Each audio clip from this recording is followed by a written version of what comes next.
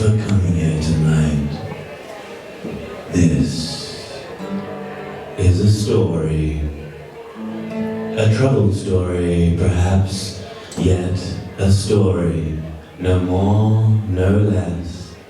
It may be complicated, it may be simple, but hey, what we forget is that life isn't simple. So why make it any less complicated when we can enjoy complexity?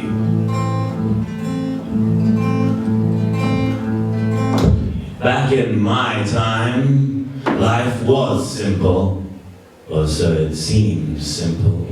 There were no smartphones, only cold, hard buttons to push with a finger, one simple gesture. It didn't seem to go at such a fast pace, unlike today. But what we forget is that life moves fast, no matter what time and place in history. In our brains, connections are firing up all the time. Anyway, enough is enough of that. Let's begin.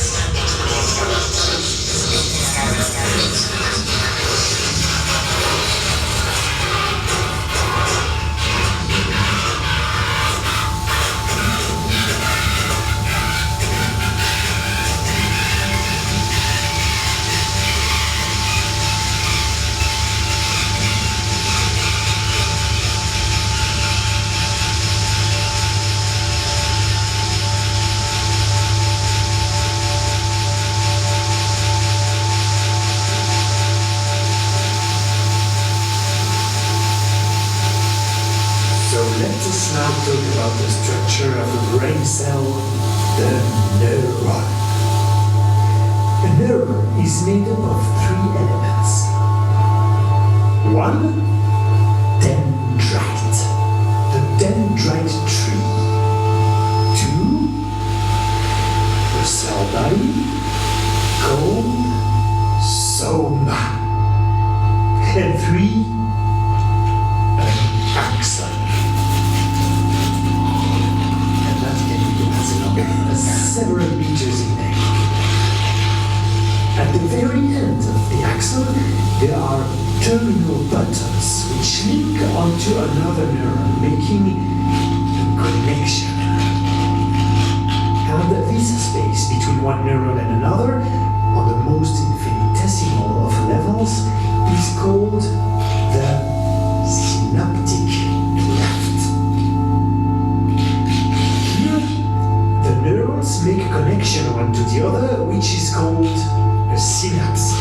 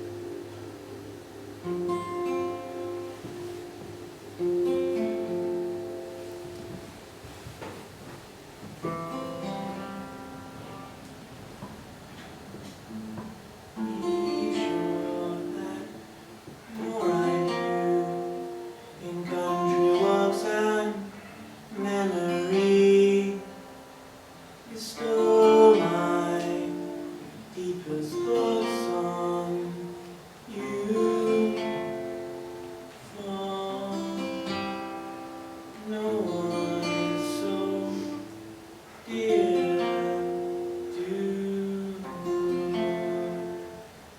me.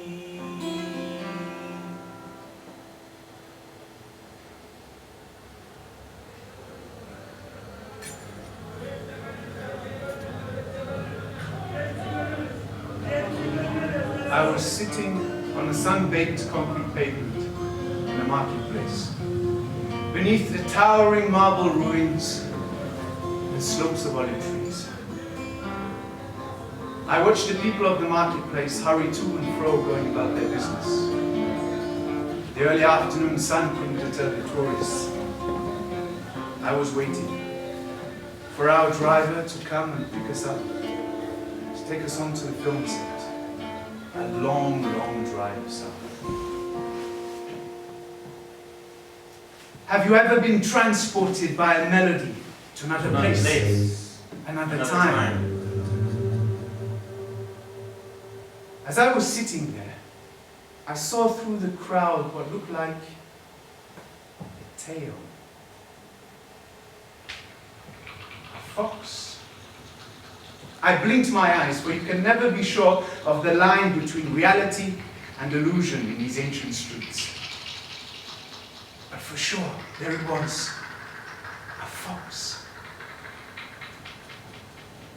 He stopped dead in his tracks, turned around, looked at me, and then he disappeared into the crowd. Have you ever been transported by a melody to another place? Another time. So I did what anyone would do in such a situation. I followed. A fox hunt in the market of Athens is something to relish, wouldn't you say? I crossed over the place, went through the crowd, around a corner, and found myself in a narrow dead-end street with a carpet seller and an old antiquity shop on either side of me. At the very end of the street, there was a music shop with all types of instruments hanging outside the front. Violins, drums, flutes, and oud. And there was the fox, as if he was waiting for me. And then he disappeared again into the shop. I could hear a guitar playing, as if it was coming from within. I've heard that melody, I've heard it before somewhere. I went inside the shop and found myself in a jungle of instruments. And there at the end of the shop was the guitar. And sitting next to it, looking down at the guitar, was a man dressed all in white, with jet black hair, sharp, distinguished features, and a strong face. He looked up, straight at me, into my eyes, and held my gaze, and said, "Hello, nephew. I've been waiting for you." "I think you've got me confused with someone else," was my reply. "I have the right person." "You heard the music?" he said. "Yes," was my answer. "You're my sister's son. You're Linda's son," he said. I felt hot, felt faint, as if I would faint. "No, my name's Aaron B. I just about flapped that out of my mouth." He looked at me for a moment, and then he said, "Can you tell me who you really are? Can you tell me your name?" I looked at him incredulous and said, "Of course I know who I am. Of course I know my name. My name is..." I stood there wide open, the world roaring into me, unflinching, suffocating. "I'm your uncle. I'm Aaron B. Your Uncle Michael. That's my gift to you." He said this looking straight at me, his hand on the guitar. And then he was gone. Vanished into thin air.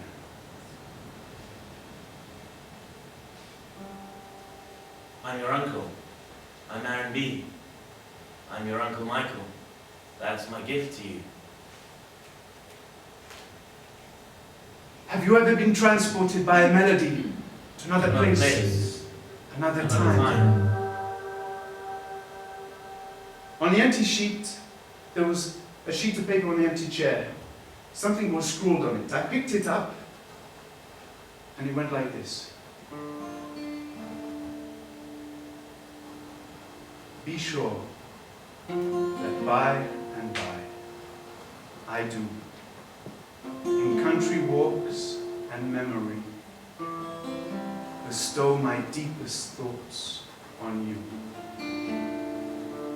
For no one is so dear to me. No friend or lover, nor any poet. From any place or century,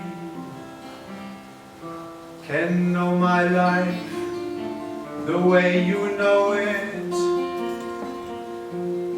and doubtless there will never be, as there'll be other roads and trouble, and scores of verses still unread, and moments when I walk bedraggled but blissful for the things you said. Be sure that what I do in country walks and memory bestow my deepest thoughts on you, for no one is so dear to me.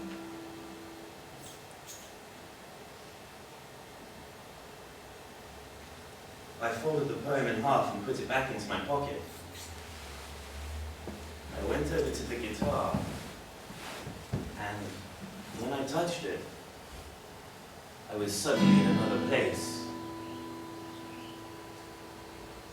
In a hot, sun-baked, distant country.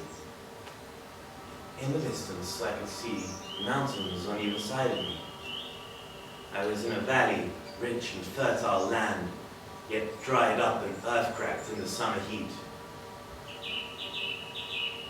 I held the guitar in my hands and looked around for another clue as to where I was.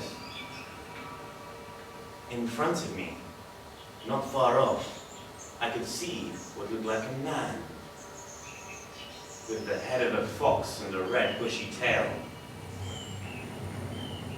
He was rubbing his back up against a tree and making strange noises of cackling pleasure. I wasn't sure to call out, but I decided to make my way up to him. As I got closer, he turned around and stopped dead in his tracks. And out of his foxy mouth, he said, unflinching, "Danilo Trellis?" "What?" I replied. "You're looking for the greatest musician who ever lived, and he's roaming about these mountains here, somewhere in Epirus." He drooled the word out slowly and surely. Epirus!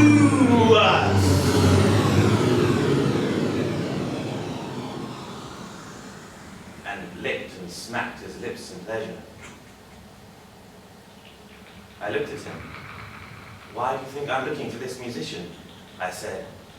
"Because all things, animals, magical creatures, horses, unicorns, flying sheep, men with music, dreamers, wanderers, poets, they all landed there where you landed."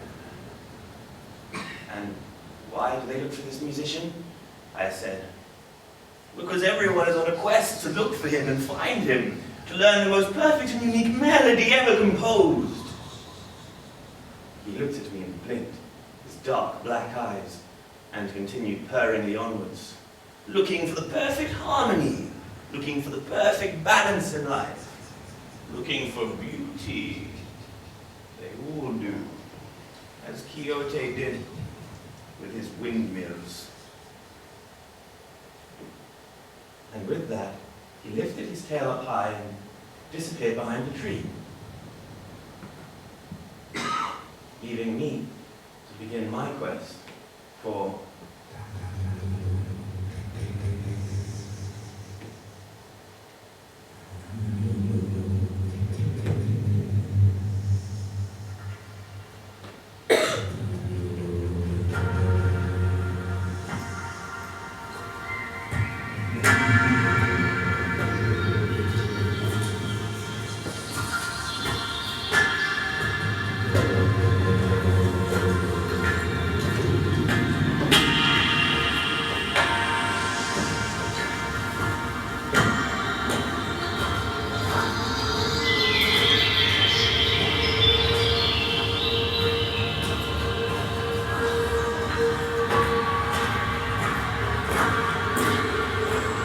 Dem dagegen ist es natürlich nicht bewusst, dass die ihm unmittelbar beeinflussenden nächsten Angehörigen ein Bild in ihm erzeugen, das sich nur zum Teil mit diesem deckt, zum anderen Teil aber aus Material geschaffen ist, welches aus dem Subjekt selber stammt.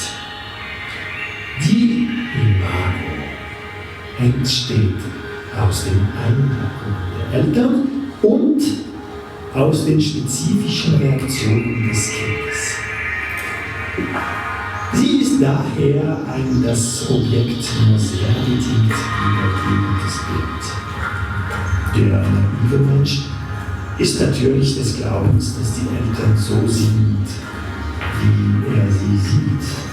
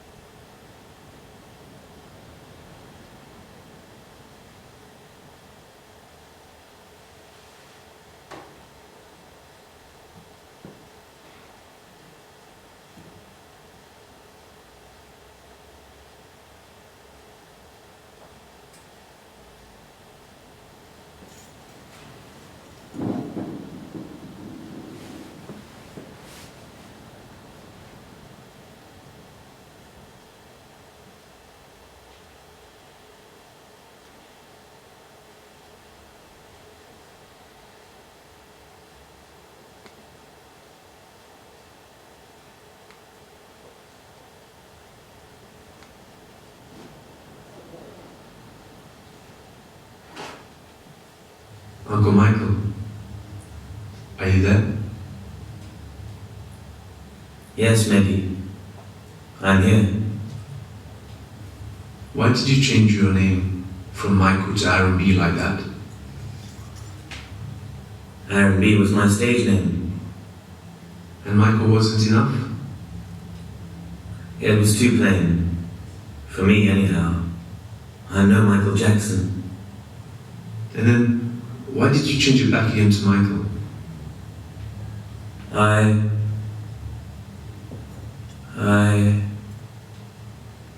I wanted to be true to me, I guess. You remember the story of Danny and the Moon? Yes. Why did you write that for me? The moon is always there. Always up there, in the sky. I remember when I was a boy, my mother would always tell me, if you feel alone, Look up into the night sky. The moon you can look at, unlike the sun, and she will never leave you. Do you mistrust people? People are not constant, unlike the moon. For you, maybe, but constants exist in people. Tell me, why did you look for me? To talk. Why are you putting me on stage? I have questions. But, you know, I'm just an idea in your head, who you're talking to now. All of this is in my head. What I'm interested in is how you found me among the synapses of your mind. You're saying you're an image, a memory within me. Yes, nephew. That explains why you sound so young. There's just black in your mind. It's just a black box. This is all in my head? Yes. You're not real? No. I've been dead for 30 years. And all of this will disappear as well? Yes. The stage. You. I'll tell you why I'm looking for you. Why? I'm looking for a new life, a new... And you think I have the key? You can show me, you can let me go through it. Start again. I don't exist. I'm an ideal. It's all in your head. Tell me one last thing. What's that? What's constant in life then? The moon.